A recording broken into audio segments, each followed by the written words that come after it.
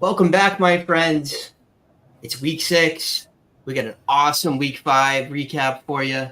The Devy Dose boys are here in the hunt for your CFF, in the hunt for your C2C titles. Kyle, how's your teams doing, man? All of them are in the top 3 except for one. And that Wow, one is like 2 and 3, but we're like 5th in points scored, and it's kind of pissing me off. that is pretty impressive. I've got a whole bunch that are in the top 4, but I got some that suck too. But usually the ones that suck are ones that I gutted the roster for my NFL roster's benefit, like last year, and they're just tough to recover from that fully. This one is 8th in the league, but 4th in points scored. Hopefully we turn it around. It's a struggle. It's a struggle. You get to watch some football this weekend? How was Tennessee? Well, we won the Super Bowl. I don't know if you heard, but we Oh, beat South Carolina at home, and Spencer Rattler told us that that was our Super Bowl. So apparently we're going to Disneyland. I don't really think that's our Super Bowl. That's probably like not even a top 3 game for us this year. There was obviously just some implications, some revenge to take out from their kicking us out of the playoff last season. So yeah. Spencer Rattler has to be one of the least likable players in college football. no, absolutely. I don't know what it is about him. It's just the attitude, right? An unearned sense of entitlement. It's kind of Yeah, a tough look, you know? he was like, "This is our Super Bowl," but I think it's just because it's his first time playing in Neyland. It's kind of how Neyland is against any SEC team. So I don't know. He's just not used to that. I hear ya. I caught some good games. I think my favorite one was probably, what was it, LSU Ole Miss that I was texting you about. That game was fun as hell. Did you go back and watch any of that?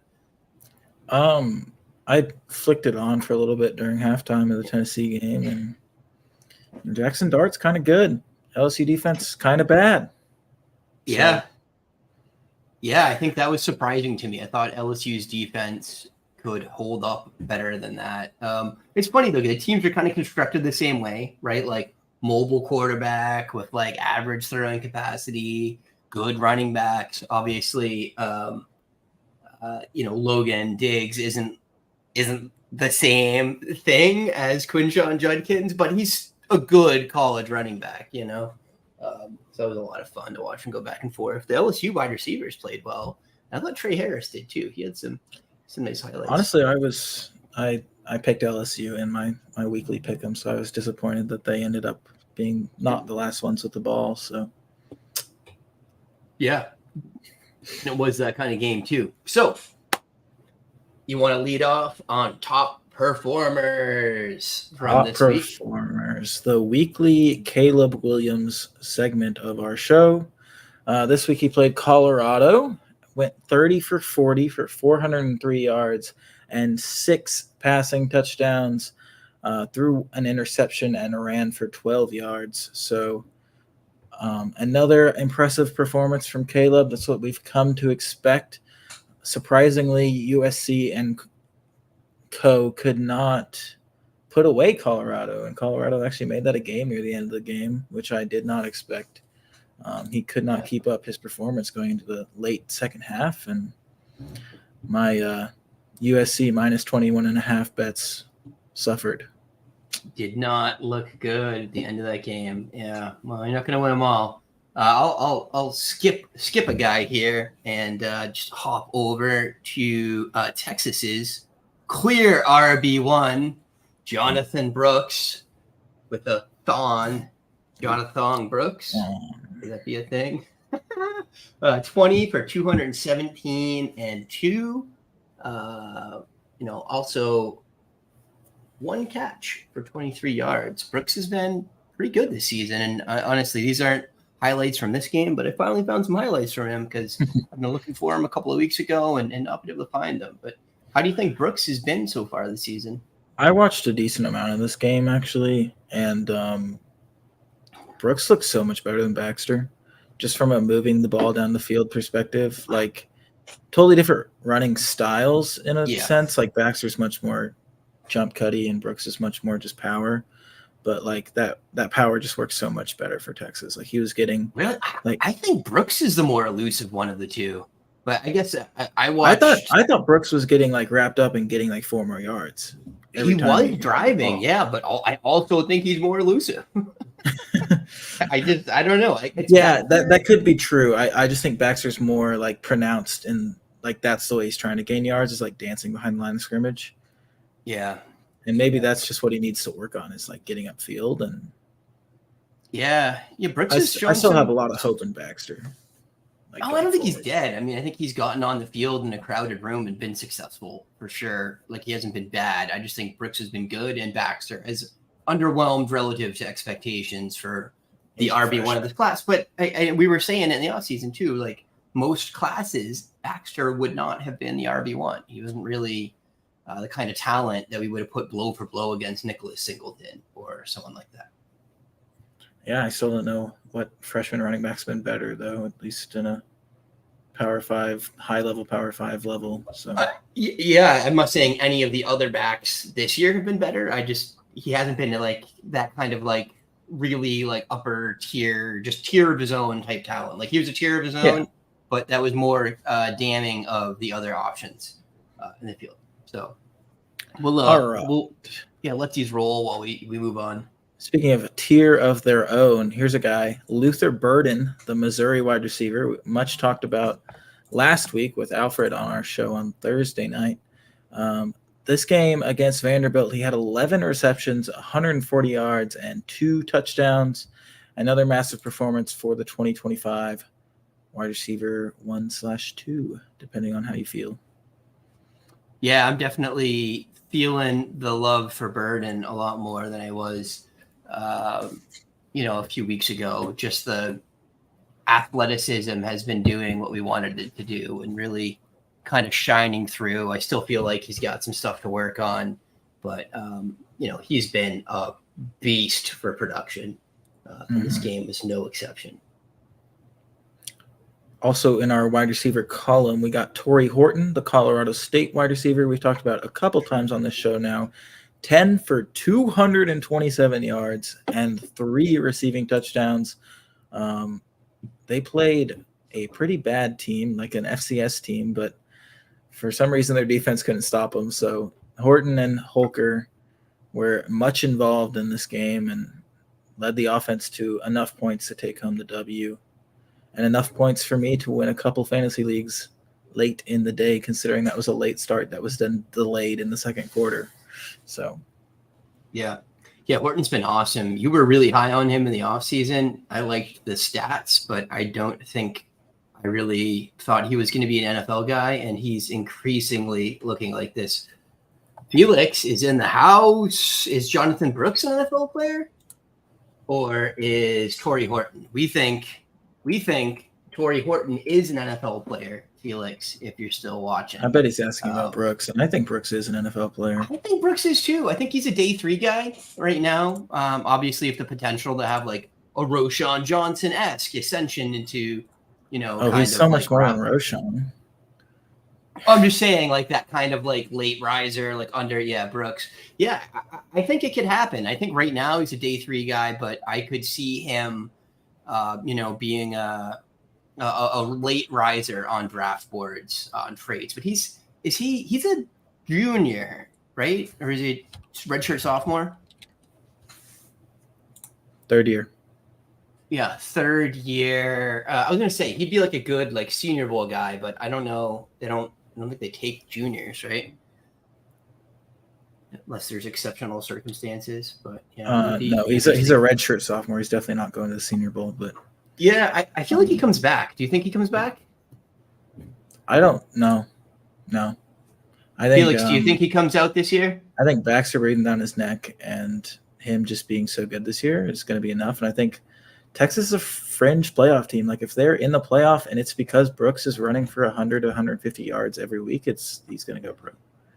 That's a good point. What's his stat line so far in the year? It's been pretty good. Jonathan Brooks. 86 for 597 and 5 touchdowns, 5 receptions for 87 yards and a touchdown. Yeah. Yeah, through 5 games, over 100 a game, 6.9 a clip, averaging a touchdown a game.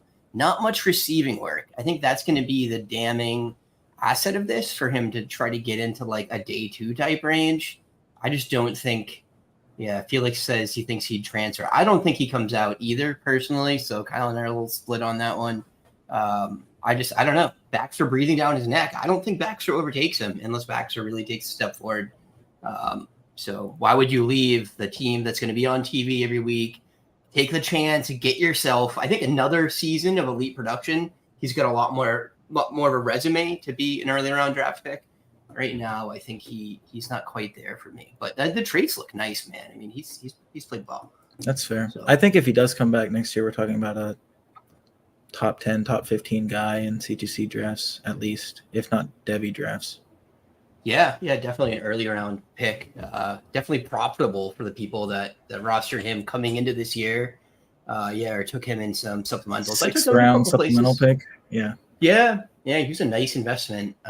That like guy filling a role, but had hype over the offseason as well. Camp hype on Brooks. Yeah, I'd go back-to-back taps, TJ Harden, Jonathan Brooks, and one of those worked out. That was the goal, right? The TJ Harden's been rough, dude. I mean, so much. The goal was to have one of them work out, right? So the worst thing is that Harden's been good. It's just that Steele has also been good, and they're just like locked in this. Hey, there's next year, right? Steele is done, right?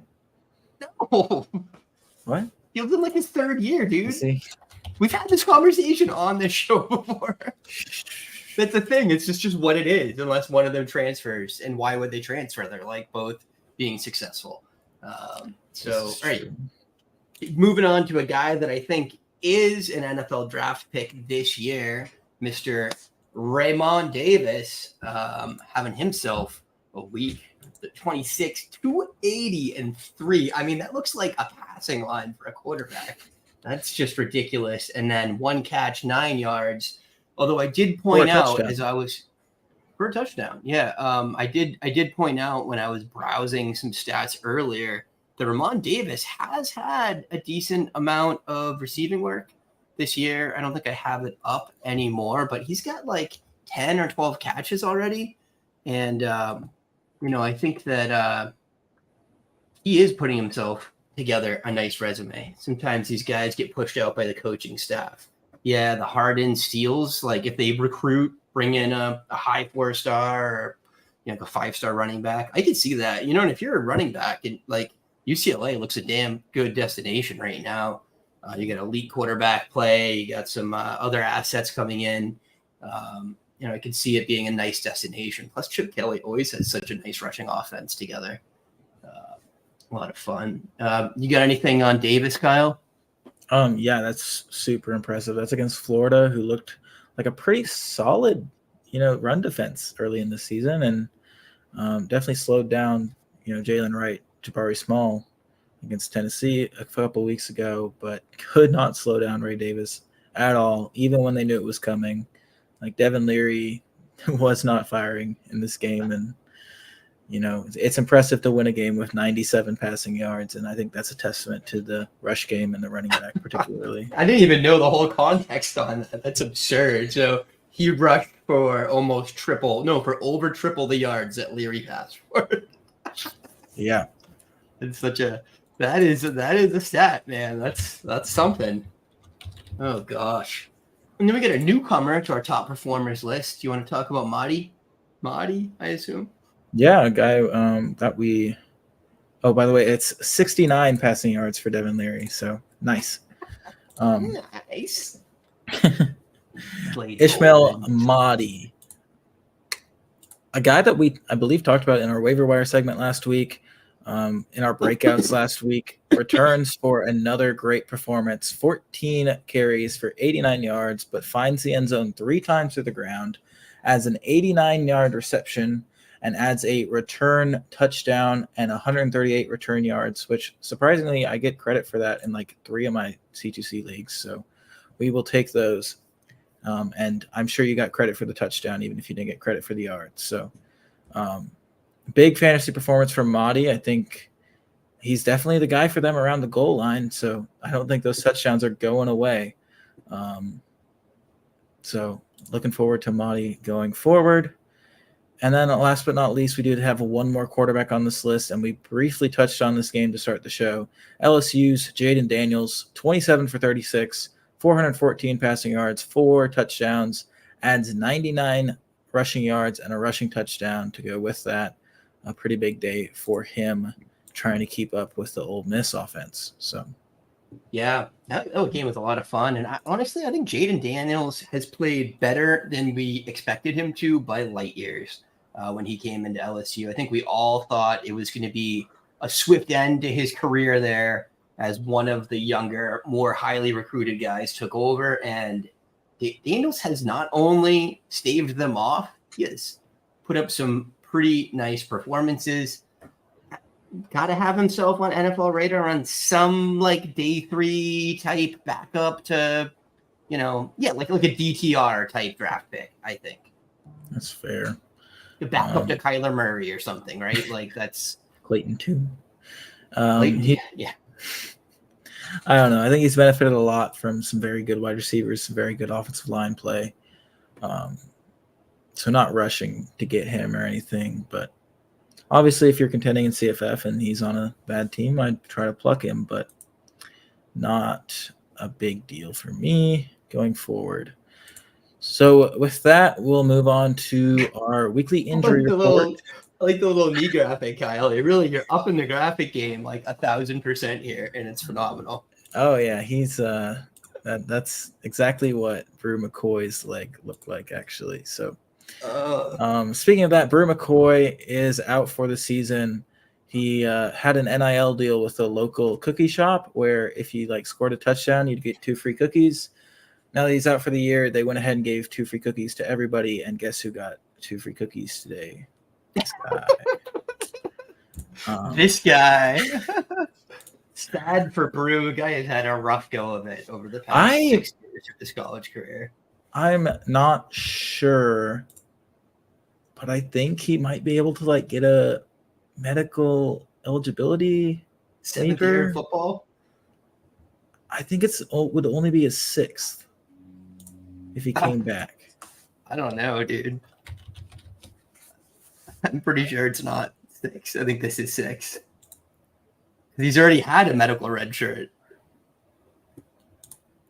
Yeah, he should. Felix says he should come back. He should. He played in 2020. He didn't play in 2021. And then 2022 and 2023, he played for Tennessee. So yeah. He only has 3 years of stats. Yeah. Well, he sat that whole first season, though, right? At UCLA. Then he got hurt. USC. Yeah, USC. He got hurt, I thought, tore a knee or something incoming, and then never quite bounced back from it. All right, my guy, Luke Haas. I feel like I cursed him with my effusive praise. I cursed him by starting him this week. That's what it was. You did. Starting him over, who was it? Someone else you just should have just started. Eric All. Luke. I have Eric All, and I have Max Clare and Jared Wiley in that league. Yeah. Bunch of mid. Yeah, all had a good game. And Haas, if you're not familiar with the name, it was a true freshman, won the starting job over some guys with a little bit more experience and hype, and was really having a breakout. A couple of games over 78 yards, 3 tutties in the 2 weeks before this, and then got hurt relatively early on against A&M and is out for the season for sure. But you know what? He might be a guy if you need tight end in your C2C and your Devy, and he's on a competing team roster that you throw out a more CFF only guy out there for him in a trade. Would you trade Dallin Holker for Luke Haas? No, because I think Holker's going to the NFL. I agree. Yeah. I think Holker's. Yeah, I Even think he's going to the NFL. Even if you weren't competing at all. I know. No, I wouldn't. I think Holker's just more valuable for the NFL right now. But Hodge, I think, could hit that level for sure. I mean, why not? Would be a great start to a career for sure.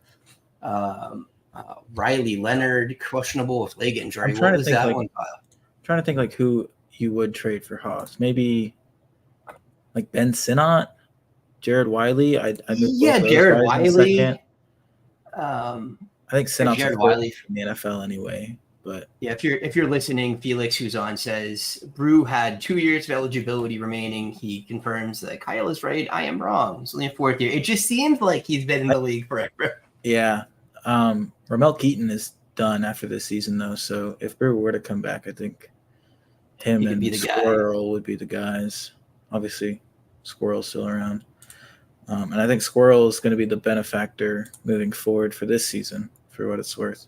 Speaking of Haas, though, I would like to see this turn into some Shamar Easter snaps. I kind of like Easter as a true freshman as well. He hasn't played a snap this season, kind of disappointing, but obviously there's going to be a hole that they're going to have to fill, and I think Easter could be the beneficiary. Felix was talking about Slade Bolden, who I DM'd him and said I thought was older than he was, but no, he was not that old. So, so what's up with Leonard? Looks like he was supposed to miss the whole season, but now looks like he might come back. Riley Leonard? Did you say he was? Somebody they said they thought he was going to miss the whole season briefly. That's the quick blurbs that I read in prep. Some people thought it is a high ankle sprain, so he is not expected out for the season. For NFL guys, that's usually like 4 to 5 weeks. So I would expect it to be 4 weeks, maybe 3, just because he's a quarterback and not like a running back. So he could maybe hobble out there, but probably 4 to 5 weeks if it's a high ankle. So yeah, not great for Riley Leonard, not great for his draft prospects if he's not going to be able to play the whole season. Yeah. Another quarterback who is not near as important as Riley Leonard, Cade McNamara, the Iowa quarterback, is out for the season. Hopefully you didn't have any piece of the Iowa offense after Lachey went down. But now there's like really no reason to. I think they're going to really struggle to move the ball without McNamara. And I think maybe you could make a case for rostering Eric Gall just because he's a tight end, and that's just hard to have. And he'll probably get hyper targeted, but it's going to be tough for Iowa. I don't think Brian Ferentz is going to keep his job. I don't think he's going to average 25 points a game without Cade McNamara and without Luke Lachey. So the Ferentz watch, Griffs, is hilarious. So I must say, I enjoy that every single week watching him. Like, there's a possibility. There's a possibility it just keeps not moving like it has the last week. I think that's what's going to happen. Honestly, I don't think it's going to be good for Mr. Ferentz, unfortunately, sir.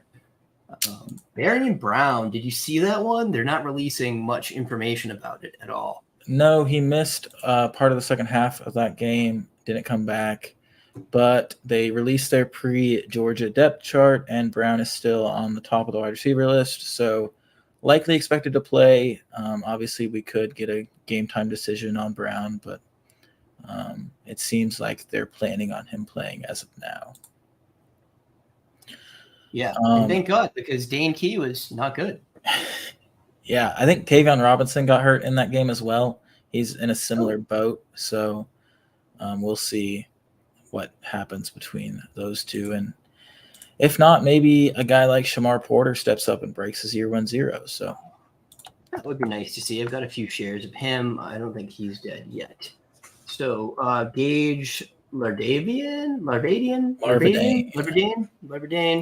I don't freaking know. He was a game time decision. He was a game time decision this week. He seemed to be warming up, and then he didn't play. Tough to get any information on these small school guys. Like, I've been trying to figure out when Michael Matheson will come back for Western Kentucky all week, and there's not a lick of information. So Miami of Ohio, we're even more out of luck. So we'll just have to monitor. You gotta know a guy on campus and send him to go talk to the equipment room guy. Like, who do we know in Miami of Ohio? I don't know. Oh, Luke Sawhook went to Miami of Ohio. Maybe we should ask him. Shoot him a DM. Luke, you owe me, my friend. Darius Taylor is the next on our injury report. The Minnesota running back did not play last week. I think he there was a very real possibility that he could have gone last week. I think they felt decent about winning without him, so I'm willing to bet he'll be back for the Michigan game next week. I'm still probably going to sit him since they're playing Michigan, but I would expect him to probably play this week. Yeah, and Zach Evans had a decent game in his absence. 5.7 a clip, scored a touchdown, no receiving work. Definitely not the same level of talent as Darius, but competent college running back, I would think. Mm-hmm. And then a couple of tight ends. The tight end injury luck just continues to be in the shitter. Max Clare and Jatavian Sanders are both questionable going into this week's game.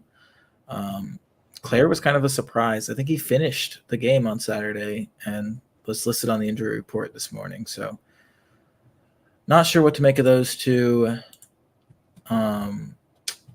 Could be even harder for us trying to find a tight end to start these days. And then Jalen McMillan, the Washington wide receiver, was out again this week after being questionable all week. I thought he was going to play this week, so I think he's going to play next week, especially considering they got Oregon on tap. I think it's a big enough game that he'll try to push it. So we'll see what happens there. It definitely seems like they need to be full strength because they struggled with Arizona this week, and we'll get into that a little later. And Rome was nicked up too. Rome came out of the game, although they think he will play. And then Jalen Polk finished with like 8 points. Started him. Yeah. Oh, wow. 7 targets. This is the only week this year that you did wrong starting him too. He's been phenomenal. Yeah, he's been on my bench all season. And I was like, McMillan's still out. I'll start Polk. And then... Yeah, he's been great. Talk about a guy that was pretty much free in drafts or, a $1 waiver pickup for you. I was trying to trade him away from this team last year, and everybody was like, no, he's not the guy in the future. He's dead. I mean, he definitely seems to be the guy in the future. And he's probably going to go nuts next year, I would think. Be him and Bernard, right? If they can figure out the quarterback position. And Tayshaun Lyons, who we like as a freshman. Lions got some nice hype over the summer as well. Okay, moving on. Busts and breakouts. Start with, I guess, breakouts and busts because we always go breakouts first. We just talked about injuries, so we need a little palate cleanser, I reckon. A little bit of ginger after Yeah, I'll start with the Maryland wide receiver, Ty Felton, a guy we talked about in our Big Ten preview. 7 for 134 and 3 touchdowns this week. Had 9 targets in this game against Indiana. So far this season, he has had 4, 5, 5, and 6 targets in their first 4 games, 9 targets in this one. I think he's a guy to watch out for. I've kind of felt that way all offseason with him in Maryland. I don't think there's much else there, and he seems to be like the veteran presence in that room.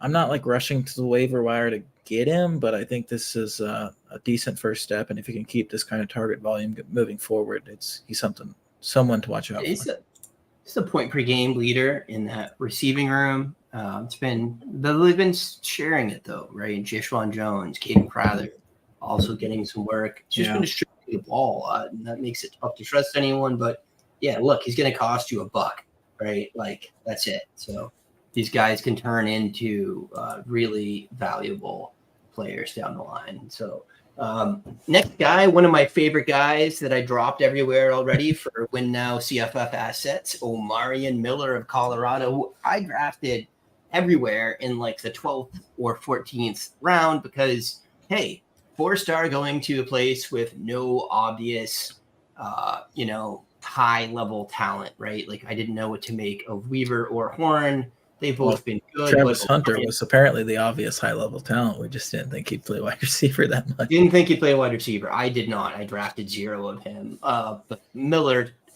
didn't really even do anything until the second half. And then in the second half, dropped 7, 196, and 1. He's appeared in a couple of games so far this season and not registered a stat.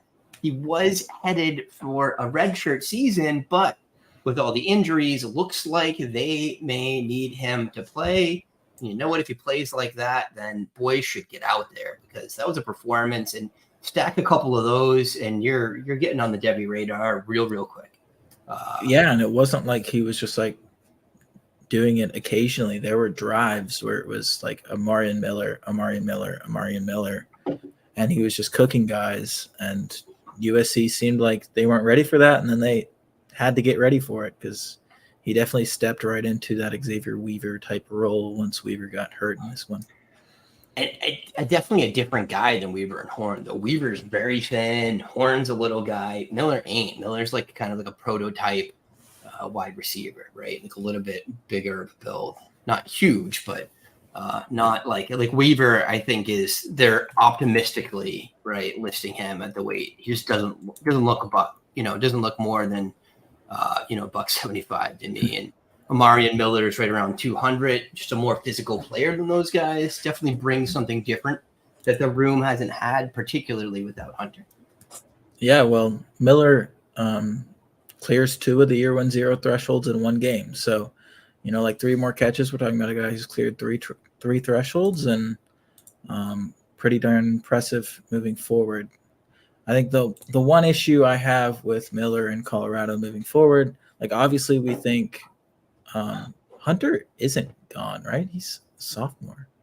But Weaver is probably gone. I think there's a case that Jimmy Horn is gone. But my concern is that this is a team that's going to be aggressive in the transfer portal again, and we could end up seeing some guys brought in ahead of him. Yeah, I don't care though. He's developing a rapport with Sanders already, and then it's only going to grow on that, right? He's going to have a half a season, a full off season to get ahead of these transfers. Not worried about it. Trying to acquire Miller where I can. Oddly enough, he's owned in a lot of my leagues that have the kind of open waivers where I would definitely be able to snag him. Hunter is a sophomore, by the way, second-year player, so he will be back. Yeah, nice room next year then. Logan Diggs went off against Ole Miss. 19 carries, 101 yards, 2 touchdowns, a couple of catches for 22 yards. He's been averaging over 15 touches a game, 100 yards in 3 or 4 games, a couple of targets a game. Hadn't scored, so hasn't really been on the CFF radar, but I think he's kind of the player that people thought he was going to be at Notre Dame at this point, like a physical, solid running back, maybe some NFL future, like late roundy kind of guy. Have you watched Diggs much? I thought he looked good in that game. Yeah, I thought he looked good in that game. And I think you have to invest in a running back with 15-plus touches per game in an offense like this one, especially if their defense is going to play like that all season. They're going to be in a lot of shootouts, and I think Diggs is going to be a beneficiary. And I don't think Jaden Daniels is going to run near the end zone as much as he has. I think LSU is going to want to keep him healthy. I don't think they need to push him towards their title hopes that they no longer have. So you got a running back. Last year they didn't have any running backs. Everyone in that room was either injured or bad last year. I mean, the John Emery thing just wasn't going to happen. So, yeah. Talk to me about Sean Atkins. Yeah, Sean Atkins, the South Florida wide receiver, kind of looked like the guy to invest in before this game. 8 targets, 7 targets, 8 targets, and 9 targets in the first 4 games. So I believe leading the room in targets. This game he had just 5 targets against Navy, but he turned in his best performance of the season. 4 catches, 116 yards, and 2 touchdowns. He's the guy who's averaging 16.1 points per game this season and has a juicy schedule moving forward. The 3 next games before USF, before they get to their bye, are UAB, Florida Atlantic, and Connecticut. Some pretty bad defenses. I mean, FAU looks good against the pass, but I think that's mostly just because they've been a run sieve. But I don't think USF is going to be the type of offense to run the ball against them, because they get basically all their yards through the air. So, I mean, I think there's hope that Atkins can continue to turn in these performances for the next 3 weeks and maybe continue that even after the bye. This is definitely an offense where we want the wide receiver 1. It hasn't been very consistent between him and Naeem Simmons, but I think Atkins is the safer of the two, so I would probably rather roster Atkins. I think there's a higher floor, and the ceilings are just as high. They have him. PFF has him as like clearly their highest graded player from that offense, like 10 points ahead of Simmons. He's leading in snaps, lower yards per route run, but still significantly better. So Jalen Royals is pretty interesting. You want to talk us through that one? Yeah, so Utah State played against UConn this week. Terrell Vaughn has been the CFF wide receiver to watch there. And Vaughn turned in a 0 this week in college fantasy. He had 1 target, did not catch it, and was fully healthy. Thus, I didn't watch the game, but the story seemed to be that he was just bracketed, double-teamed on every single play. It seemed like UConn went out there trying to stop Terrell Vaughn and instead got beat by Jalen Royals. Jalen Royals, the prototypical X for this Utah State team, he had 7 receptions, 185 yards, and 3 touchdowns against UConn as they were trying to stop Vaughn. But Royals is a guy who has been involved throughout the season. This is not just because Vaughn was bracketed. Royals has had target numbers of 6, 4, 7, and 12 going into this game. And I think this is an offense that can support 2 wide receivers for CFF. They're 16th in the NCAA in team pass attempts. And if you're looking for a long-term play, I think Vaughn is a guy who's definitely gone after this season. So Jalen Royals could be a big part of this offense next year. And this is a very pass-heavy offense. And if he's going to be the wide receiver 1 next year, I would love to have him on my team. Yeah, he's played almost as many snaps as Vaughn, has a better yards per route run, higher ADOT. He's obviously playing a really different role. He's almost exclusively an outside wide receiver. So definitely an interesting counterpoint. PFF has him graded out more highly than Vaughn. The only other guy they have in that grouping there is Micah Davis, who hasn't played much for them, only a handful of snaps. The rest of the guys there, Bowman and crew, are much more further down the rung in terms of PFF grades. He's the type of guy in like a C2C or like a CFF dynasty I'm picking up this year. I'm using on bye weeks and holding for next year. Yeah, for sure. Or, if, even C2C, a team where you're rebuilding, if you're jettisoning, your CFF superstars, he might be a guy to backfill that with. Has some bright futures ahead of him. I had a couple of guys here. 2 of them not new to our list, but worthy of mention. The first one was Brendan Nice from USC. Went off again, 2 games in a row, kind of looking like the guy there for USC. Certainly the guy when they get in the red zone, but also just healthily leading the team in targets over the past 2 weeks. This week was 7 targets, 5 receptions, 82 yards, 2 tutties. Last week he went for 133 and 2. This could be the start of a beautiful thing for those who hold bags of Brendan Rice. Yeah. I'm not one of those, but looking forward to it. Yeah. for you, I guess. For me, I ain't got much. But Kadarius Callaway, not a winning name, and yet a winning stat line out of this young man, running back from Old Dominion. For OD, who hasn't really had a back emerge this year. 11 carries, 236 yards, 3 touchdowns, just explosive performance against Southern Mississippi. So don't get too excited. But Southern Mississippi is a complete run sieve, by the way. They've been toasted by everybody. Toasted by everyone. But I feel like Old Dominion has had a good running offense often in the past and has not had anyone really emerge this year. He's actually the rushing leader for the team now after this one performance. No, if you go out there and you average 20 yards a carry for an entire game, the staff is going to have to give you the ball more. So going to have to. Yeah, that's just hilarious. He literally outproduced the team's wide receiver RB1 up to that point in just one game carrying the ball. Look, soft schedule, Old Dominion could be a thing moving forward. Worth keeping an eye on. And the last one's a guy that you and I, and it now seems like the rest of the universe are super high on, and that's Clemson wide receiver Tyler Brown, 9 for 153 this week. Kind of already had his coming out party, but just building on that. 2.343 yards per route run, over 39 snaps each of the past 2 weeks. Just they're on offense. He's been out there, not coming off the field. So I think a really bright future for Brown. Some chatter of keeping him in the starting lineup, even when Antonio Williams comes back. I think that's a good idea for Clemson. That is the key.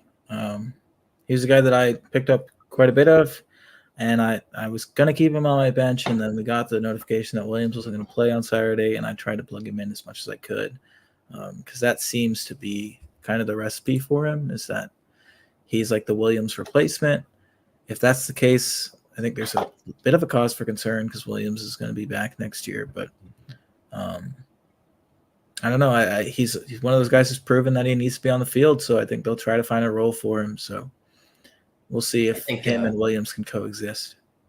I think they are 2 of the 3 best wide receivers on that team, and Bo Collins could move on next year if he thinks he's going to get drafted.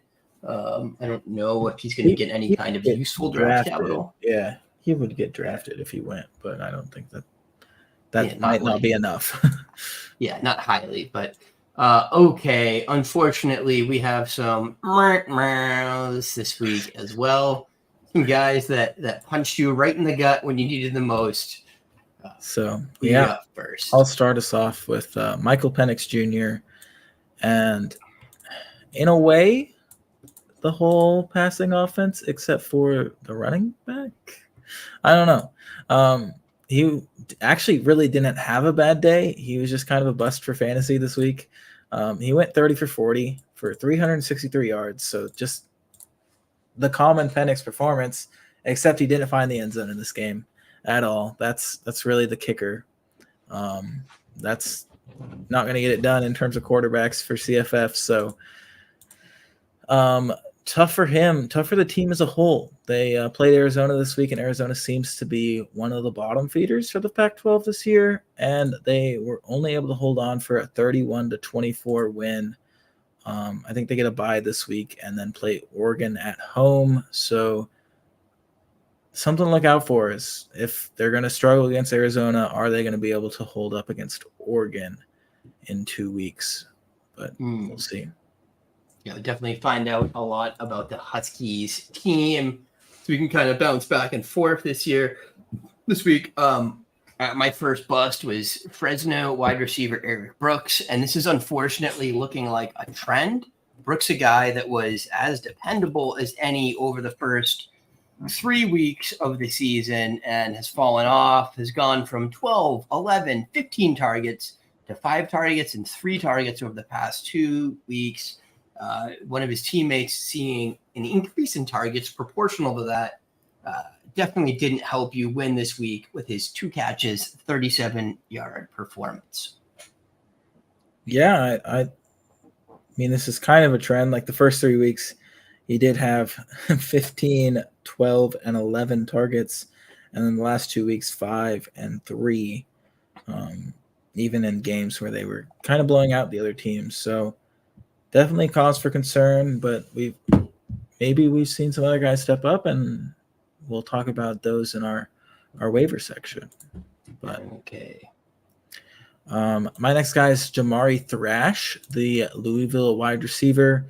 He's a guy who's hasn't really been a target hog, but has been super efficient in CFF. He's scored a touchdown in every single game he's played, scored 2 in one of them, and has just been putting up CFF points to no end, but did not find the end zone this week. 3 for 44 on just 5 targets, was not the guy for this offense this week. And the offense as a whole just struggled pretty bad. So Jamari Thrash, a bit of a bust this week, despite. Who did they play? It was a Friday night game, and it was I remember I watched a little bit of it. NC State. They won 13-10. Right. So A good, relatively good defense compared to what they've been playing to at NC State. So that might yeah, a bit of a rock fight, but they did take home the dub. So good for them. Good for Louisville staying undefeated. Yeah. We'll see how long that So lasts. They play Notre yeah, Dame next week, so not not very long anymore. So my next guy kind of goes hand in hand with the Eric Brooks call out, but not so much. Just didn't have as prolific a game as we've seen him have recently. It was Mikey Keene from Fresno State. Not a terrible game. Threw for 269 yards and a couple of touchdowns, but just 12.76 points against a opponent that I didn't think was that good. And Mikey Keene's kind of been disappointing relative to expectations for fantasy. Not really a guy I'm trying to start at this point unless I am kind of hurting. And I really thought he was going to be a thing coming into the season. Still a young guy, could figure it out. Got a couple of seasons of eligibility left. It's been efficient. Just you kind of need 4 touchdowns, 3 touchdowns every week out of a pocket passer for them to be appealing for fantasy football. And I haven't been getting that here out of Mikey Keene lately. Yeah. I would definitely agree with you, but definitely tough to see. Kind of a guy I've been rolling the dice on, so we'll just continue to do that, I guess, because there are teams where I need him. So yeah, now it's bye week hell, and you probably don't have better options. He is my best quarterback in a best ball league I'm in. So I'm 4-1. I can't complain, but yeah, my next bust is actually a double bust. It's probably just a whole offense bust, and that is Arkansas. KJ Jefferson and Raheem Sanders are the two that really had some expectations, so they're the two that are in the bust column this week. Jefferson, 9 for 17 for 132 yards, 1 touchdown, 1 interception, 18 carries for -3 yards. Raheem Sanders, 11 carries for 34 yards, 2 receptions for 36 yards. I'm a little more willing to write off Raheem Sanders' performance this week because he was coming off an injury. But as a whole, this Arkansas offense looked pretty dang bad against Texas A&M. Now, credit to A&M. They've had a good defense this season. They've played well. But they scored – I think Arkansas scored 2 touchdowns in this game, and that was it. I know they had a pick 6, so tough performance on offense for them. I don't think offensive coordinator Dan Enos is the answer after they lost Kendall Briles either this season or a season ago. So I think it was this season. It was this season. He replaced Riley at TCU, but Enos is such a step down, and we've been seeing that, I think, with Jefferson's performances and most of the receiving options. Yeah, I mean, only 2 games at a Rocket, and obviously an injury, but thus so far, he's averaged 38 rush yards a game as opposed to 111 rush yards a game. Last year, 2.9 yards a rush to 6.5. He did catch a couple of passes for 36 yards, but also this probably isn't great for his draft stock either. The NFL teams are so what did you do for me lately? I could see him really sinking down boards unless he, comes strong in the back half here. Yeah, there's still a lot of season to play, and obviously we are talking about him as an injured guy. I mean, only played half of that first game he played, and coming back against a tough defense this week. I think there's still room for him to improve and bounce back, but has been tough as a bag holder. Yeah. Also, he's going to be a combine warrior, so I'm not that worried about also the true. NFL stuff. So, all right, 3 more here to wrap this up. Jaron Bradley, 1 catch, 5 yards versus Houston in a game where his team went for 49 points. And it wasn't entirely a blowout either. It was 49-27, so pretty lopsided. But the teammate, Donovan Smith ate. Just Jaron Bradley, no soup for you. Dane Donut Key was his second goose egg of the season, despite Marion Brown going down. really had hopes for this Kentucky passing offense, and they seem to have been futile. What are you thinking about Key at this point? I mean, he's had a couple of good games, but just that like complete vanishing act really sours me on a guy for Devy.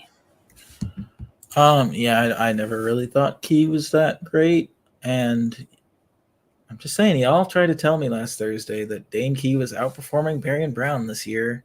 Wasn't true then, still isn't true now. I don't know. I don't think he's all that special. I think he stepped into a role last season due to necessity. There are some traits to like, but I don't think he's that He's a great. good college wide receiver. And obviously, this team is going to run the ball and not pass the ball going forward. Yeah. Ray Davis is eating at Key and Brown's expense. And Leary is just bad. Yeah, not good. My last one's more of like a shame on me because Rodney going to get more work. Hammond, who was going to be the lead back, according to the coaches, yet again took a backseat to his teammate Sibo. Flemister? Yeah. Right. So it's Sibo, see you later, right? Like, Rodney, you got to go. You're not making my lineups anymore. I'm probably actively jettisoning you just off my rosters out of fury. Shooting him into the sun. There's an old saying in Tennessee. I know it's in Texas. It's probably in Tennessee. It goes, fool me once, shame on you. Fool me, you can't get fooled again. Oh, joy. I want to take a minute and do a quick midpoint check-in since we are at the halfway mark of the CFF season. Just kind of look at how some of our guys from week 1, week 2 are doing and how they fared for you so well. So we don't need to spend half an hour on this. We're going to kind of wham, bam, thank you, ma'am, on this one. So we can go back and forth, I think, and share the time. But my first guy was Pothele Ashlock. After week 2, he was a top 5 CFF asset. That's what the Twitterverse was saying. I think many of us bought into that. We were kind of excited about the Hawaii run and shoot for this year, really slinging the ball around. And since it has not been kind to Mr. Ashlock, still getting a really nice amount of targets, but not producing that much this week. 9 targets, 4 receptions, 26 yards. Against Oregon, 8 catches, 47 yards. Hasn't been scoring, I think, has been really what's hurting you. Still some nice peripherals, 2.29 yards per route run. Where are you at on Ashlock long-term here, Kyle? I'm still in. I mean, dude's listed as a freshman. He is. He's a true freshman. A true freshman? Yeah. I'm still in. Yeah, I'm very much so in because 12 targets in week 1. Obviously, that was or week 0. That's what got us all hyped. And then 9, 8, 8, or 9, 8, 11, and 9. I mean, there's still huge upside there. I don't think the schedule is necessarily. I think the schedule only improves from here. Like you said, they've played Oregon, they've played Stanford, they played UNLV this week, who I think is decent. But they get like San Diego State, who probably has a decent defense. New Mexico, who has a horrible defense. San Jose State, who's decent. Nevada, who's horrible. You'll probably sit them against Air Force, and then Wyoming and Colorado State in weeks 12 and 13 are just going to be great matchups for Ashlock and co. So, yeah, he's underperformed relative to expectations, but I think in the long run, you're still going to be really excited for a true freshman doing those sort of things. And, what's this guy going to look like with 2 more years under his belt? Could be really nice. Maybe he's a guy that transfers up after another successful season. Yeah, or just balls at Hawaii for his entire career. I'd like that. Yeah. I guess I'll rattle off a couple of mine here. So Dion Burke, is interested in again after a week 1 performance where he really went off for 31 fantasy points, 152 yards. Since then, he's been fine. He had a dud the next week. Hasn't really been a league winner, but has been averaging 9 targets, 12 targets, 8 targets, over 50 yards a game, a couple more touchdowns. More of a bye week fill-in at this point, or like a lower flex. He's your wide receiver 5 or 6 if you're a good team, but still not a guy that was bad to pick up. Just I hope you didn't spend like 50% of your fab budget on him. Yeah, for sure. You credited me with Destin Hill because I said you should pick him up after week 0 because we didn't know anything, and he was listed atop the depth chart, but I've clearly been wrong. The depth chart lied to me. He has 3 targets on the season. He's caught one of them. I'm sure. He's barely out there anymore. I mean, spare me. Yeah, Destin Hill, probably not a thing. I said it, but I said you should do it if he was cheap and free because he was listed up. Never hurts it. I think it was a fair play. Week 0, if you're going to pick somebody up, you might as well pick somebody up who's atop the depth chart, who has Devy upside if he's actually good, and he wasn't actually good. So yeah, most of the other week 0 claims, other than how Ashlock, didn't really work out too great. Anyways, yeah, because we hadn't seen him play. Yeah. All right, you want to talk about Hunter Smith? Yeah, I mean, Hunter Smith is a guy I wrote down, but you were the one who recommended him. And I think that we just kind of had to do that out of necessity because he was so good. 7 for 103 and 1 against Army, 13 for 101 and 1 against Lamar. And then these last 2 games played a bit tougher of defenses and hasn't done it. Texas A&M in week 3, 2 carries for 16 yards. Week 5 against App State, 10 carries for 38 yards. He's a guy who looked super fast in the week 1 and 2 tape, was like measured super fast by like the miles per hours people. But clearly not a volume guy in this UL Monroe offense. And I don't think a guy that you necessarily should have invested in. So tough scene there. Speaking of little fast guys that you probably should not have invested in, one Dylan Edwards of Colorado, who you definitely saw people just empty the clip on after week 1, just 100% of the fab, 70% of the fab. Hasn't been terrible, but certainly hasn't been great after that game either. He's sporting a very average 62 PFF grade, 5.1 yards per attempt is still a decent number. And just really hasn't been getting any volume at all. It's not terrible. He's a true freshman. He's a guy that still might have a really nice career, but just isn't going to be a thing this year, I don't think. Yeah, I mean, I think that's where both of us were when we talked about him, was that not really a guy for this year. But like in terms of C2C, I thought he was probably worth picking up. My bids for C2C were like 10% at most, but I obviously didn't get any of them at that price, but I definitely think you are a little disappointed. You're super disappointed if you got him in CFF. You're still a little disappointed if you got him in C2C, and I don't think it gets better. Alden McCaskill's been working his way back. He's been getting on the field a little bit. I expect him to continue to take over this backfield going forward. And I think he'll be a much bigger deal for Edwards in 2024 once McCaskill is fully healthy. Yeah. Yeah. Oh, you think McCaskill comes back next year too? Is he? Oh, yeah. Oh, for sure. This is his third year? This is his 3rd year. He didn't play his 2nd year. I don't think he's done enough to go pro. No, certainly not. And certainly has aspirations after a really good freshman season. So, I also think Dylan Edwards probably is better next year, right? He's just a true freshman. It's shockingly rare to really see guys do the like Darius Taylor thing. Like that don't happen very much. These guys take some time. So they can definitely be a strong Thunder Lightning type combo. Yeah, he might even be a guy if you have that like really disappointed owner that's got a sour taste in their mouth. Try to get him as a throw-in into the trade if you don't need roster spots for this season, if you're rebuilding, and maybe see if he doesn't do something for you next year.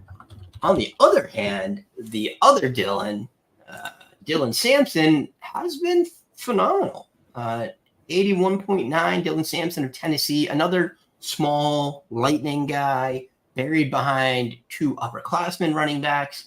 He has really performed just step for step with them. Hasn't like seized the job per se, but has still been really, really good.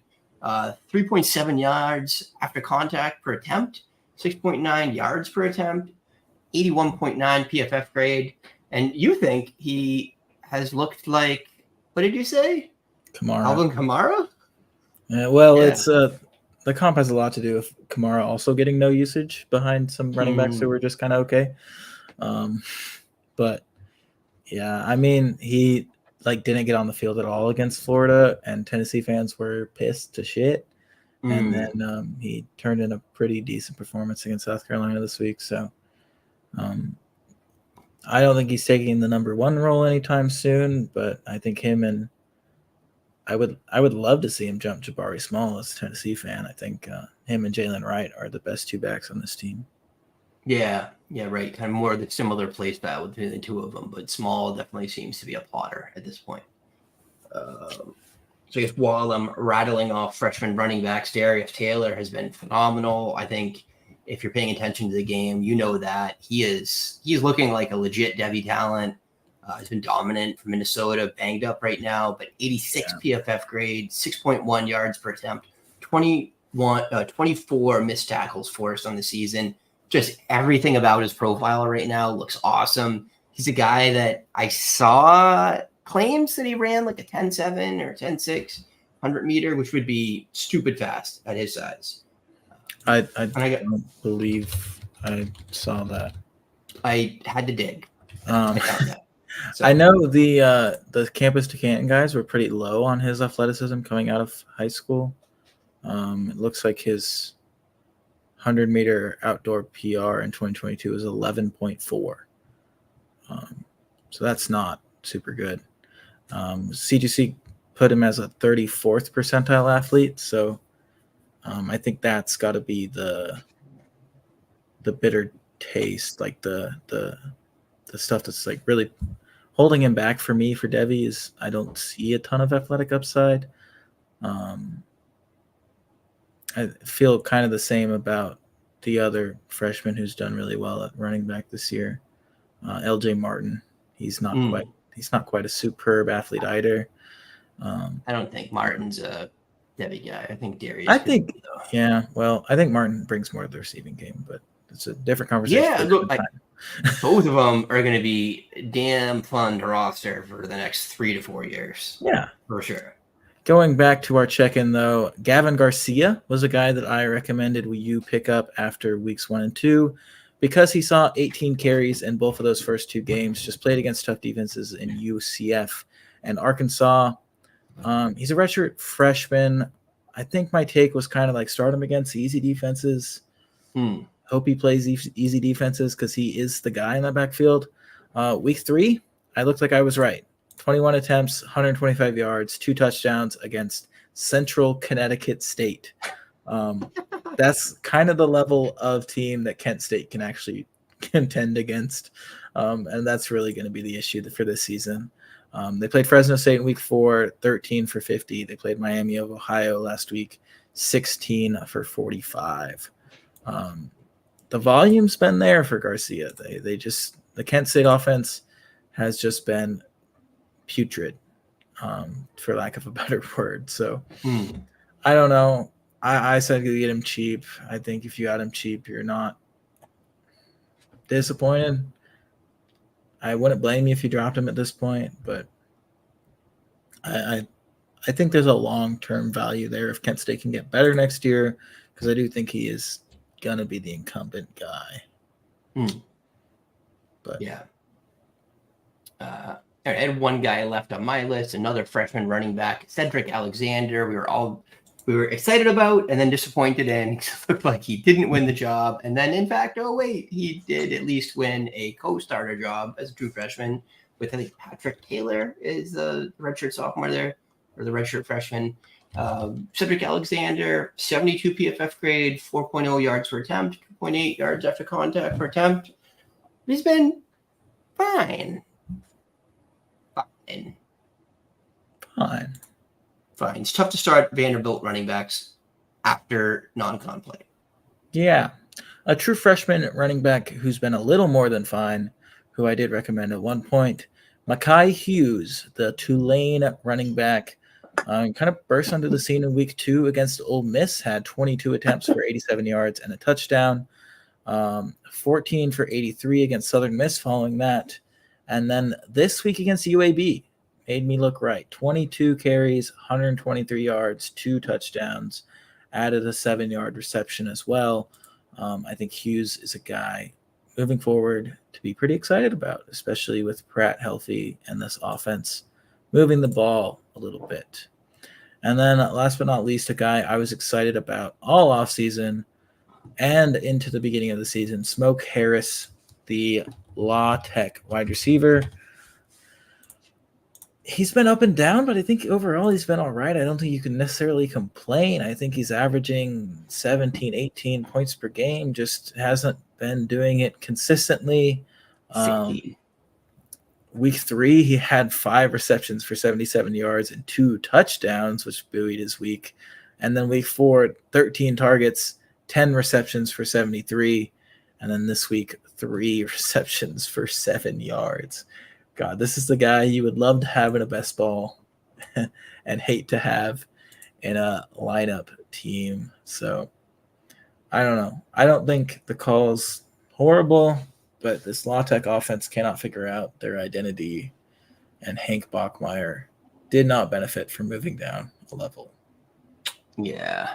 And then his teammate Cyrus Allen, who I was higher on, is in the exact same story.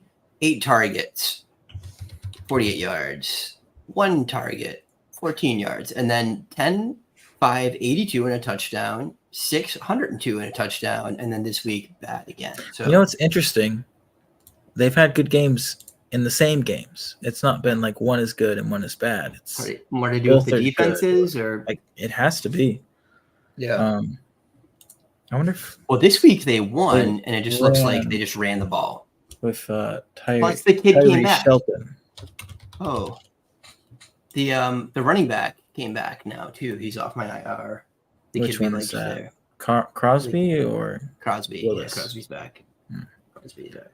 Well, Tyree Shelton had 16 for 104 and 1 on the ground this week.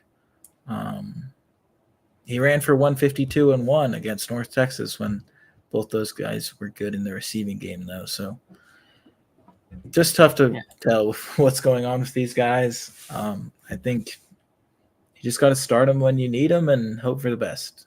Yeah. Roll the dice when you don't have any other options. But some dubs, some L's, and a lot of meh.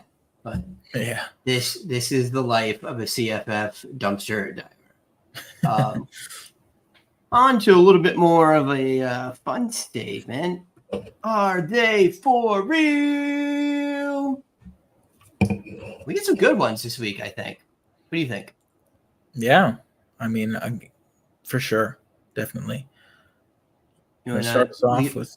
Oh, I'll go. Okay, Jalen Rayner, a guy we recommended to pick up last week, was like our number 1 pickup last week, I believe. Yeah, and that's because he runs the ball like Kyler Murray, and he's playing at Arkansas State, where they quite literally play no one after week 3. So,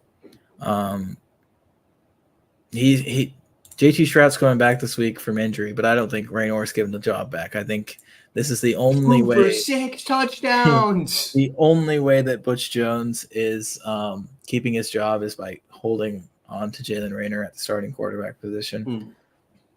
I think he's for real in like the long-term sense. I think there's a lot of talent there. I don't know if he keeps this up all season. I think he's got some tougher opponents ahead, albeit like not the toughest opponents. I mean, we're looking at the 2 big games. Southern Miss, the first one, where he ran for 97 yards and 2 touchdowns. And then this week he just murdered the UMass secondary, 20 completions, 383 yards, and 6 touchdowns through the air. I mean, Southern Miss has been horrible against the run. UMass has just been horrible as a whole. They're just always horrible. Really Troy this week. I think Troy is the best defense in this conference. Yeah. One of the better G5 defenses as a whole.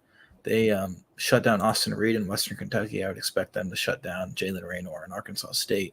They play Coastal Carolina after the bye. They're usually a pretty good team.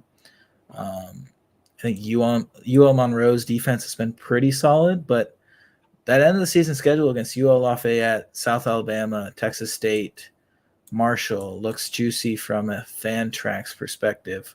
But I think South Alabama is a little better than what Fantrax has them ranked. But definitely UL Lafayette and Texas State, he can have some big games again. But I don't think we'll see averaging 59 points. Yeah.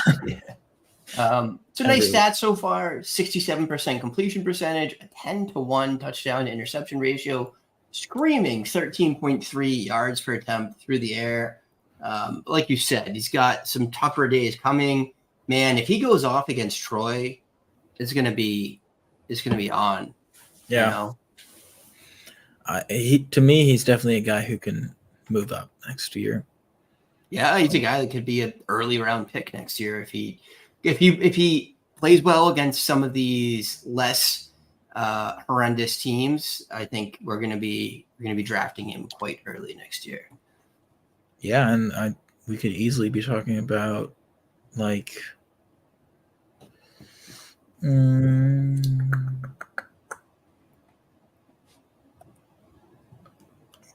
Arkansas quarterback Jalen Raynor.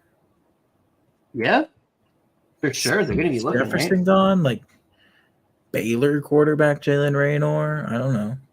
Oklahoma State quarterback Jalen Raynor. I mean, there are going to be some teams who need quarterback. There always are, and I mean, if he plays like this, he's got to be on the top of the G5 looks. So you can take this next guy. Yeah, another guy that we knew he'd been good, but I don't know how good statistically until I looked. But he's over the past few weeks, he's been a top 5 quarterback for CFF. A guy that you were on first, really for anyone, and that is your boy Gunslinger. Braden Fowler Nicolosi. I always want to say his name wrong, but the guy who has been the power behind that that Utah State offense. Colorado State offense, yeah. Close. Twice. Yeah. Really just been slinging it, dude. His 72.5% completion percentage, 9.6 yards per attempt, and I've just been seeing like some pretty sweet volume. So what do you think? Are you in on him for CFF moving forward, or do you think this is another false flag from a weak schedule?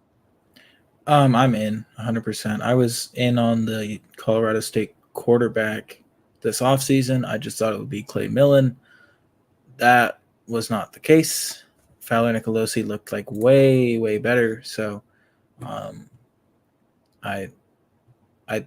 he just has too many weapons. I mean, between Torrey Horton, Avery Morrow, and Dallin Holker, Justice Ross Simmons, like all those guys, I think, are like fringe P5 guys, if not better than that. So I think he has too many weapons to not succeed, and in a scheme that's going to throw the ball often. So I do like Fowler Nicolosi a lot. And even in a tough matchup against Washington State, probably the only real defense he's played was still adequate. 10 yards an attempt, 2 touchdowns, 1 interception, only 210 passing yards. But, I mean, Washington State's a good defense this year. Yeah, and he only played half that game. Well, that makes sense, too. And he's got a schedule largely full of cupcakes moving forward. So he's a guy that probably should be rostered universally if people are actually trying to win at fantasy football. You want to I guess we talk about the other guy. I'll go. Brady Cook, our other quarterback, our final quarterback we talked 3 straight quarterbacks. The Missouri quarterback this week against Vanderbilt, he had 33 for 41 passing, 395 passing yards, 4 passing touchdowns, and then 6 carries for 6 yards. We talked about him in our start sits last week. I did end up going with Brady Cook, and I was rewarded. My question about him, and I think he's a decent talent. I don't think that's that much of a question. I don't think there's any like real thought that he's bad. But I do think he's also a product of this offense, and he's a product of plays like that, where product of Luther Burden. Yeah, or guys like Luther Burden. Shovel passing. If you're listening and not watching, we're playing film, and it was just a shovel pass to Burden, and then Burden made 4 people miss him in 5 yards. Yeah, but I mean that's enough for CFF. You don't really care how the points are gotten as long as they are gotten. And my question, I guess, is can this Missouri offense propel Brady Cook to a good fantasy season against SEC defenses and teams like LSU, who they played this week? Obviously, we saw Jackson Dart and Ole Miss just go into an absolute shootout with LSU. Can Missouri and Luther Burden keep pace? I don't think he's as good a passer as Dart by half. I will say he is athletic. Brady Cook's a guy I was eyeballing. He was in my queue in every draft this summer because on a fantasy points per game performance last year, he was good. And a lot of it was with his legs. He does have a rushing floor. I don't think he's got a great arm. I mean, if you're watching these highlights with me, like some of the highlights that were downfield were just like waggly old ducks floating through the air. And what does he have for a downfield weapon to really test those defenses? I think it's going to be a lot more problematic for him. And again, I want him to be a thing. You know, I'm rooting for the guy. I just think he's got tougher days in front of him than he has behind him. What are you thinking? I feel like as a bye week guy, perfect kind of quarterback you want on your CFF roster. I think they're going to be playing from behind a lot, and I think that's going to lead to fantasy points. The question is just like, can Burden get into the end zone once he has the ball in his hands? And I think that question has often been answered as yes. So I think this week against LSU, I'm looking at him to possibly start for me again, just because LSU's defense has been a little porous. Yeah. And I know that LSU is going to score points, and I know that this could easily be a shootout. But, you know, against the Kentuckys of the world, against the Georgias and Tennessees of the world, I don't know if I'm willing to start him. I would definitely think it's tougher, but I'm willing to keep him on my teams. Yeah, you didn't invest highly in him, right? Like you grabbed him off waivers, you drafted him in the 14th round, right? He was there in literally every league. He's still probably unrostered in most of my CDCs. But yeah, I think he's a great bye week filler when he's not playing an elite defense. Yeah. I mean, this week, like I'm looking at him to start because I have Cameron Ward, who's playing at UCLA, who's the 5th best passing defense in the nation right now. I have like Jaden Delora, who's hurt. I can't play him, obviously. Carson Beck's playing against Kentucky. I'm not going to play him. Hasn't been good either. He's like just had like a great game a couple weeks ago, but yeah, I don't know. But anyway, I mean, I think there are weeks you're going to want to start him, and I think that's there's not many for the rest of this season, but going forward, I think he's worth. He's got more eligibility. I don't think he loses the job unless they bring in a high-level transfer because he's been adequate. So, you know, maybe they keep winning, they're not bringing in a high-level transfer. Yeah. Okay. Another guy that I think is really intriguing, who has been, you know, kind of in our waiver column a couple of times. He's probably not rostered anywhere at this point. Yeah, That's if you're playing ZTC at least. Yeah, he's long gone. So Nick Anderson, redshirt freshman, not a true freshman, which I kind of thought he was, honestly. Redshirted last year for Oklahoma, but the production has been impressive. Like low volume, downfield usage, but just can't stop scoring touchdowns. And I think we're both excited next year because he gets Jackson Arnold and the chance to be one of the top targets. I think Stoops is moving on, right? But Anderson's coming back. So it's not like he's going to Yeah, have the we decided Stoops is gone. Farouk is a maybe. Like Farouk has eligibility. Yeah. I don't think Farouk keeps him off the field, though. I No. think it's going to be like Anderson. Wait, wasn't the other kid named Anderson too? I think they have. Now you're confusing everyone. Yeah. Hold on. I'm pulling up their team chart here. Well, why don't you tell me? What do you think about the game? Andrew Anthony is what I'm thinking. That's what I'm trying to say. Anthony's coming back, right? And he's been probably the best receiver. Anthony's athletic enough to get drafted if he wanted to go right now. But yeah. So I think Anderson. I think Anderson can fill into the Stoops slot role, but more athletically, and I think that's worth having because Stoops has been the target guy, and Anderson would be probably more efficient with those targets, and especially with Jackson Arnold, who I think is right now would probably be an upgrade over Dylan Gabriel, but go with the veteran, but. Yeah, I think target volume next year is going to be great. Yeah, if you give him target volume, it's going to be stupid because he's averaging what is it in the season? 27.9 yards per reception. And it's small sample size, but I think it's pretty undeniable. There's something there. He's flashing, he's taking a step, and really has a chance to be just a dominant player for CFF if he can get some concentrated targets and maybe an NFL guy year 1-0. So the odds are slimmer, but obviously the odds are not zero. If he continues to do this is going to attract attention from NFL teams. And he's got a good size, right? Over 200 pounds, 6'4", not the archetype the NFL has been moving towards, but certainly an archetype that teams still need. Yeah, my last guy here, Dylan Johnson. I think we both feel like he's a pretty decent college running back. But my real question is this week. This week he had 16 carries for 91 yards, found the end zone twice, and then had 6 targets in this game.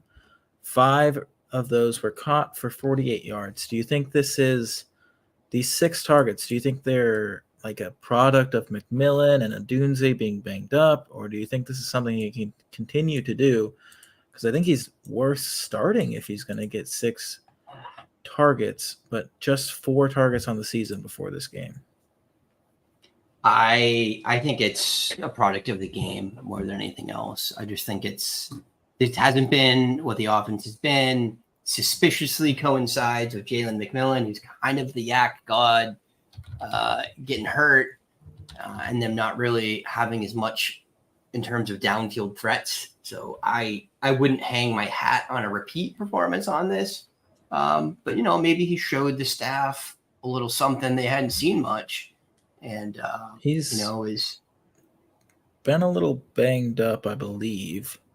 So, I mean, this week he had 16 attempts. That almost doubles his best performance before this week. When in week 4 he had 10 attempts. He's obviously been efficient because their defenses are selling out to stop the pass. I think if he turns into a 20 touch per game guy in this offense, we're like super excited. Yeah, we have to be because the efficiency will be through the roof. But yeah, and it's not changing anytime soon. So yeah, I mean, I still like him for CFF. I just don't know if the target volume is going to stay steady. So one last guy here that we talked about a little bit earlier, and we haven't really done any kind of deep dive on yet this season, and that is Ramon Davis of Kentucky, who has just been phenomenal this season. Just really a dominant player. 84.3 PFF grade, 7.9 rushing yards per attempt. That is just a stupid number. And as you said, went off against a good defense this week. A couple of their stats. Florida, I mean, like one of the best defenses in the league, I think. 4.53 yards after contact per attempt. That's a stupid number. 24 missed tackles forced and 1.63 yards per route run. He's been active in the receiving game. I mean, that's a good yards per route run for a running back. He's been this offense, and he's been great. Yeah, I mean, I like Ray Davis a lot. I think he's going pro after this year, and I think he made the right move to move on from Vanderbilt and head to Kentucky. This is a guy who was pretty highly recruited, if I remember correctly. I believe like a low 4-star-ish type guy. I just plugged him into the Campus to Canton athletic comparison tool. They have him graded out of high school as a 94th percentile athlete, 88th percentile speed, 88th percentile agility. A guy who comps to guys like Jace McClellan, Wendell Smallwood, Cadillac Williams, some NFL players on this athletic comp list. And I think Davis is likely one of them. I think one thing worth noting, he's rush yards over expected were pretty bad before the Florida game and are now pretty good, obviously, because he just killed Florida. But I don't know. I'd like to see it again a couple times before I can truly crown him. But he was just so freaking good this week. Yeah, I've done a lot of testing on rush yards over expected, and it's like an interesting stat, but it's not a stat that necessarily has direct correlation to success at the NFL level. I think it brings in too many other factors, right? Like it does tie in to the offensive line. It ties into the offense on the whole. Like you were just talking about the Washington offense. The rusher there is going to be, he's going to have easier boxes. He's going to have an easier time of it. Dylan Johnson's probably has a better rush yards over expected than Ramon Davis. So it's an interesting stat, but it doesn't necessarily do what people want it to, which is isolate the running back's performance. It does against down and distance, but not against the offense as a whole. So I don't put too much water in that can. So Dylan Johnson actually expected to have less yards per attempt than Ray Davis. So I don't know if they're what's leading to that, but I don't know. I think there's a solid chance he's probably for real. I think the athleticism is definitely there for the NFL, and but I would love to see him do it a couple more times. Do you think he can get into the third round if he plays like this every week? Yeah, that's what he has to do. Like this every week for the rest of the season. Otherwise, we're talking about Ray Davis round 5, I think. But a guy that Ray Davis round 3 dynasty draft steal. Yeah, exactly. That's so I learned my lesson this year and last year. Like all these guys that I'm like, I own too much of in Campus to Canton because I liked them, but then they didn't get the draft capital I wanted. So I kind of pumped the brakes, I shoot myself in the foot for like having more like Puka Nacua, right? Like I had a bunch of them on my C2C rosters, so I drafted running backs in the 3rd and 4th round, and now I wish I had 100% Puka rosterage so that I could sell half of them first round picks and just play the rest of them out through the season and win games. So, okay. Wrapping into our final segment here. Waivers, the waiver wire for week 6. What you got? How do you feel about the waiver wire on the whole? It's getting thin. It's getting thin. You're going to have to start doing more work. Find guys who are more of like matchup guys that we're going to have to start talking about because there's not going to be as many obvious ones, I don't think. Yeah. And I feel like a lot of the Devy talents already been exposed, like the hidden Devy talent, right? Not the like 5-star guys. It's already kind of been out there and hit the field a little bit. I don't know if you're going to get a lot more Tyler Browns. Yeah, I mean, end of the season, hopefully we can talk about some like Jonathan Brooks, TJ Harden type guys who you can get for free at the end of the season. But until then, we'll continue talking about guys who can hopefully help you on the CFF side. And we'll start with the obvious ones. Jalen Raynor, Tyler Brown, still available in plenty of leagues. Pick them up. I put Ismail Mahdi in that same tier of guys who are likely rostered, but if not, I would willingly drop a decent bag for any of those three. Yeah. And then I think probably my top pick after the guys that just shouldn't be unowned at this point is Omarion Miller. Look, if you're a competing team, it might not be the best use of a massive amount of your resources because there's a world where they do redshirt him, but I don't think that's super likely. They've got a bunch of injuries. He's shown he could do it. I think he's probably my top waiver claim after Raynor and Tyler in pretty much any team that I have. I just want to see what's going to happen if the kid, no one's a Devy lock after one game, but he's got the size. He's got he's got a 4-star rating. Like you said, he pretty much broke his year 1-0 in just one game. Yeah, broke his year 1-0 in just one game. Like, I don't know. What's not to like? Yeah. I'm with you. Probably not going to get him in my leagues because I'm super CFF competitive and just don't have the waiver funds anymore, but definitely a guy you should try to pick up. I think my top guy, Braden Fowler Nicolosi. As you mentioned, the QB5 still woefully unrostered. If you need a quarterback, he's the guy. Him and Raynor are the guys. I think Fowler Nicolosi definitely gives you more floor if that's what you're looking for going forward into this season. Yeah, you feel a little better about him. He's been doing it for 5 weeks, and you've seen him play a variety of different teams with different levels of defense. And the worst you've gotten out of him is something that didn't kill your week, right? And the best you've gotten out of him is like 45 points. So pretty nice.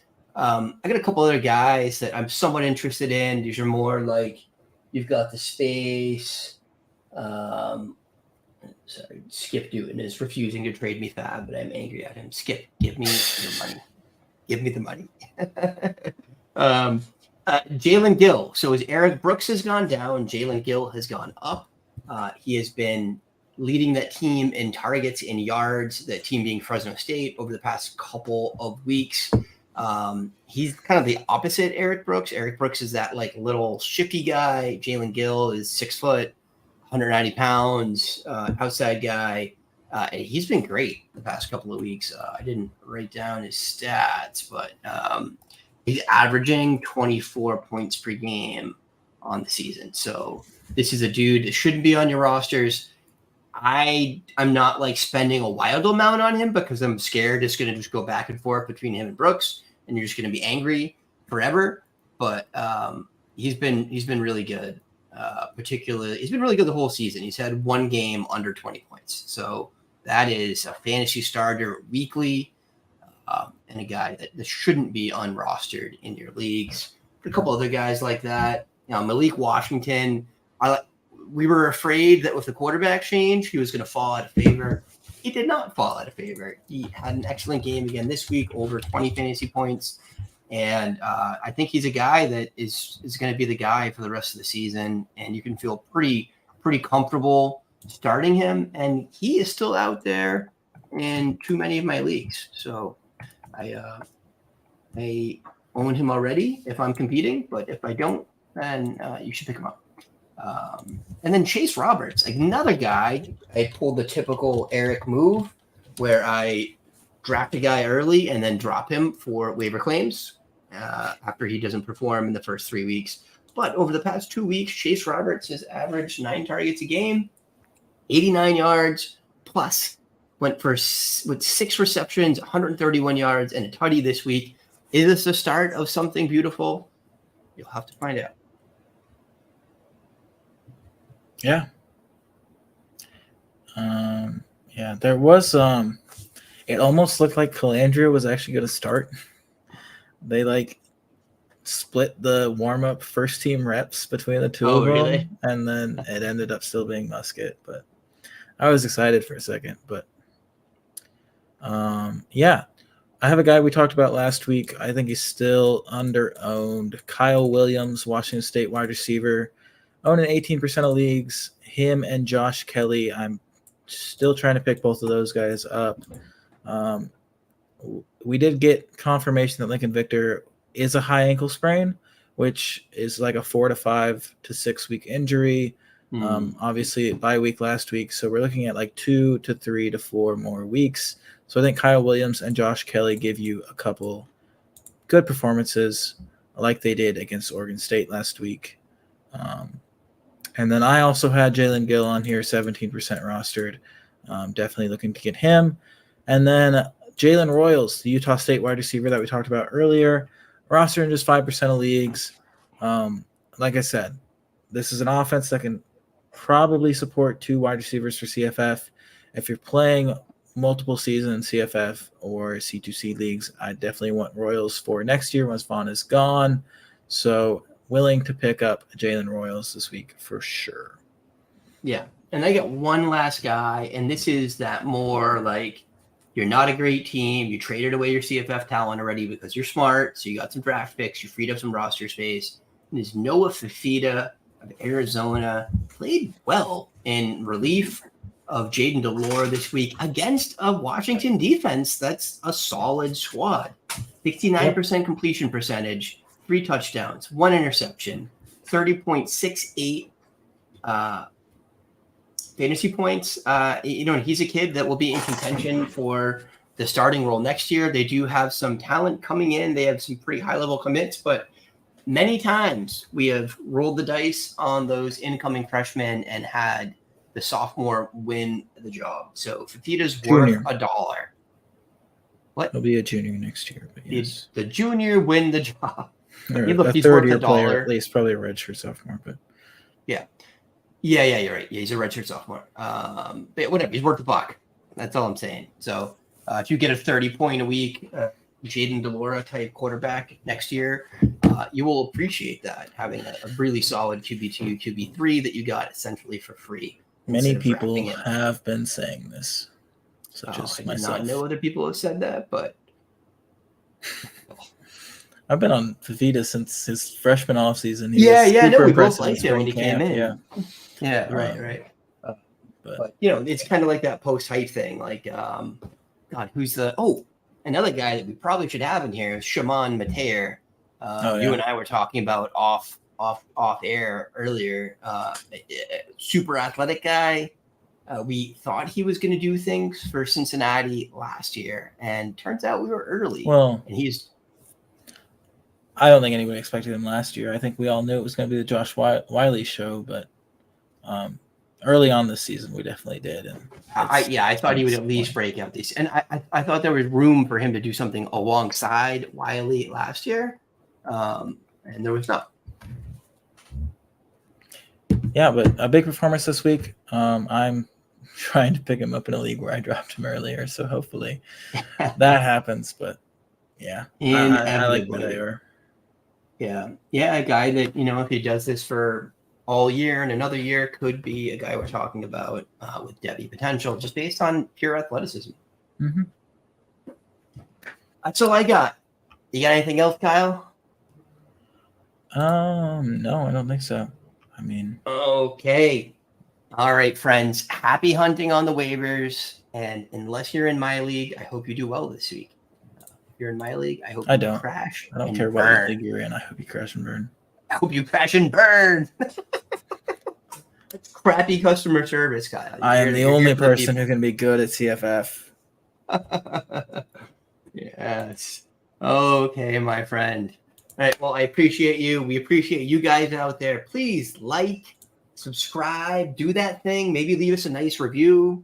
We'd appreciate that. Definitely make sure you're following the Devy Dose on YouTube if you're listening to us. Also, if you're watching us on YouTube and you listen to podcasts, you can find us on Spotify, on Google Podcasts, and on Apple Podcasts. Is that what they call it? Apple Music? Apple Podcasts? Apple Podcasts. That just thing podcasts. on your iPhone. Okay. All right. We're out.